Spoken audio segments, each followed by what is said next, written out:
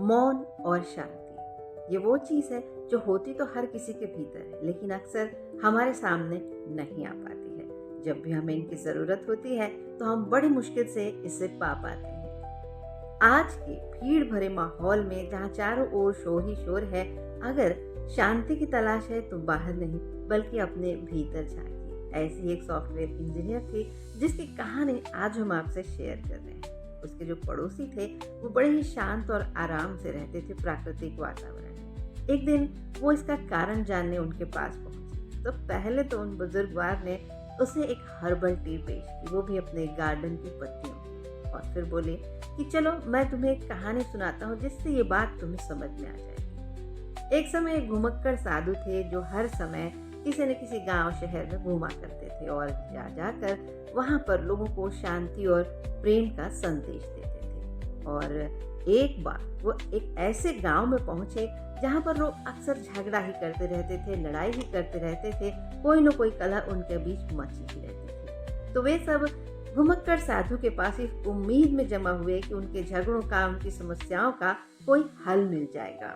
साधु ने उनकी बात ध्यान से सुनी और फिर बोले कि ठीक है, कल सभी गांव के एक किनारे पर मुझे मिलना सवेरे सवेरे, तब मैं आपको शांति का मार्ग दिखाऊंगा। लोगों ने बड़ी उत्सुकता से उस दिन का इंतजार किया। जैसे ही सुबह हुई, लोग जंगल के किनारे जहां पर साधु ने कहा था वहां जमा हो गए।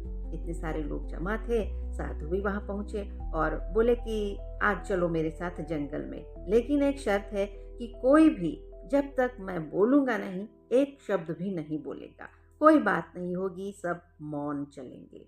ठीक है भाई। सारा गांव और सारे लोग चुपचाप साधु के पीछे पीछे चलने लगे। चलते जा रहे थे, जंगल घना होता जा रहा था। अब उनकी आदत थी लड़ाई झगड़े की, कलह करने की, नुक्स निकालने की, लेकिन वहाँ चाह कर भी वो कुछ बोल नहीं पा रहे थे। और जब एक दूसरे से बात नहीं कर पा रहे थे तो आसपास की ध्वनियों को ही सुनना उन्होंने चालू कर दिया। चिड़ियों की चहचहाहट और जंगल के पशुओं की बोलियां, पत्तियों की सरसराहट, हवा की आवाजें वही उनके कानों में सरसराने लगी और वे उसे महसूस करने लगे, सुनने लगे। जैसे जैसे वो इन चीजों में रमते चले गए, उनका मन शांत होता चला गया।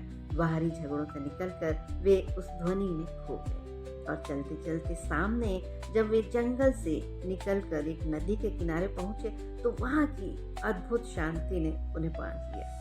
साधु ने कहा, यहाँ पर चुपचाप बैठे रहो। वहां बैठकर उन्होंने प्रकृति की शांति को महसूस किया और ये जाना कि जो सबसे ज्यादा काम करता है वो सबसे अधिक शांत रहता है, क्योंकि प्रकृति ही सबसे अधिक काम करती है। और जब वे घर लौटे तो शांति का, मौन का एक नया सबक लेकर लौटे और उसे उन्होंने अपने जीवन में लागू किया।